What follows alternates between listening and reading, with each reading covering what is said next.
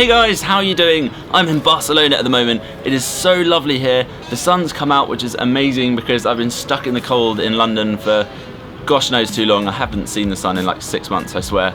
But it's awesome, I really like it here. I have, however, eaten a lot of food, especially at the big buffet breakfast this morning. So I decided I needed to come and do a little workout in the gym. Gym's right behind me. But then I realised there was this nice terrace area which no one was using and no one's up here. So I thought I'd bring my weights outside and do a little workout in the sun, because everything's better in the sun. One of the biggest questions I get asked like all the time in every single Q&A that I do is either like, what's your workout? How do you stay fit? What do you do at the gym? That kind of stuff. So whilst I'm up here, I thought I would share with you guys a very simple workout, one that I do if I'm at a hotel gym and there's not a lot of equipment, and one because it's so simple that pretty much anyone can do. You just need to follow some very simple exercises. You can do it in any gym, you could buy some weights and do it at home. It's very simple, so it's great for beginners as well, because it's literally just using 2 sets of weights. Some are slightly lighter and some are a bit heavier, and that's just because some exercises you'll find a bit easier, so you'll need heavier weights to push yourself a bit more, and some exercises you'll find harder, and so you'll need to lower the weights a bit so that you can manage around 8 to 10 reps, and you'll be growing some muscles in no time. So here we go. Okay, so here we go. This is the first exercise. I'm actually not going to use the weights straight away. First up, I'm going to do a bodyweight exercise, which is the classic press up. Press up's really good because it uses lots of your muscles at the same time, especially your chest, and also using a lot of your arms, your biceps and triceps that is, and your shoulders, and your core, because you're sort of keeping your body nice and straight. So it's really working out a lot of muscles, so it's a really good one to start off with. If you do struggle to do a full press up and repeat that 8 to 10 times, you can put your knees on the floor, and that will make it quite a bit easier and will help you manage more of them, especially if you are a girl, because you do have that extra upper body weight that us guys don't have, if you know what I mean. So once you've done all of those, we can keep going with a tricep extension. So I'm basically just doing a nice slow and controlled movement where I'm lowering a weight behind my head and then lifting it up again.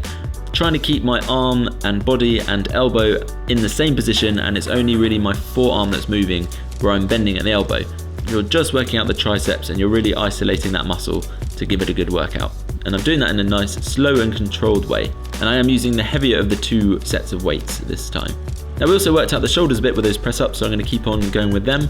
This is a classic shoulder press, where you start with a weight level with your shoulder and press it up towards the sky. Just to be clear, this isn't what I'd always do at the gym. This is just kind of making the most of the limited equipment, i.e. just body weight and a couple of different sets of weights. Usually I'd often use bigger weights too, and various machines and bars and everything. But as I say, this does still work very well, especially for beginners and especially if you have very limited equipment. And now we'll switch to a bit of a lower body workout. So this is doing squats. Squats are mostly for your legs. They're working out your thighs and your calves and your glutes. But they are working out your core a bit as well as you're keeping yourself stabilized. So I'm basically just bending at the knees.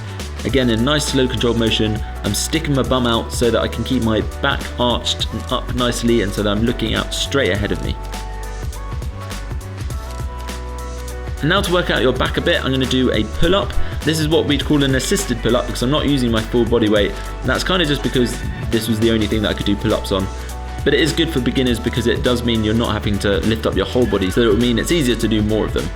This is working out your upper back mostly, your lats, but also working out your biceps as well. And then whilst we are working out our biceps, I'll keep going with some bicep curls, isolating pretty much just the bicep muscle. It's very simple, you've probably seen this before. Again, keeping your upper arm and elbows in the same position if you can, and just bending at the elbow to really isolate just the bicep muscles. I'm still using the heavier of the 2 weights here as well. And again, still doing a nice slow and controlled motion. If you can't do it slow and controlled, then you should probably drop the weight a bit so that you can. Now I've picked up some lighter weights now. To keep going with the shoulders and the arms, this is what we call a lateral raise. And it's using your shoulders, your lats, your biceps, triceps, all the sort of muscles around there. So again, it's using quite a few different muscles, which is really good. I'm just raising the dumbbells to my sides until my arms are close to being parallel to the ground, and then lowering them back down again after a short pause.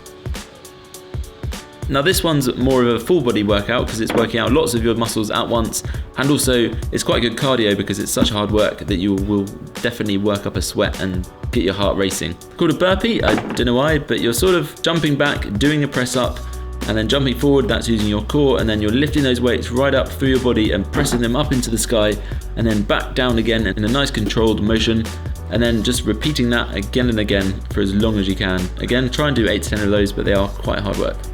So So now if you want to do a bit more of an ab workout, you can add that in as well here. This is just one quick thing that I'm doing, which is a plank, which is just keeping your core tensed and holding your butt towards the sky so that you've got a nice level body. And it's not as easy as it looks. You will be using your core to keep your body nice and straight whilst hovering in the air, and it is quite hard, that one, and it works out your abs nicely. And then whilst you're here, it's good to stretch, so I like to do a few different stretches. I don't really know what the names of these stretches are, but these sort of are stretching out lots of your muscles at the same time, especially your sort of core and your back and your arms and everything really. So these are really good. The downward dog. If you do an intense weights workout, it can actually be really good cardio, almost as much so as going for a run. So I definitely recommend it for that reason, if not just for toning up your muscles as well. I hope you enjoyed that. As I say, it's not like the most advanced workout regime. I'm not a personal trainer either, so don't sue me. But it is something that I think is very accessible, and if you're new to the gym, you've never touched weights before, you might want to try out some of those exercises. Just using lighter weights at first, and then you can always work your way up, and usually aiming for sort of like 8 to 10 reps. That's a good number to aim for. Yeah, hopefully you have success with that, and then that will inspire you to want to do more free weights and get hench, or or just stay fit. Hope you enjoyed this video. Give it a thumbs up if you did, and subscribe if you're not yet a regular viewer. But otherwise, I'll see you guys again very soon. Bye.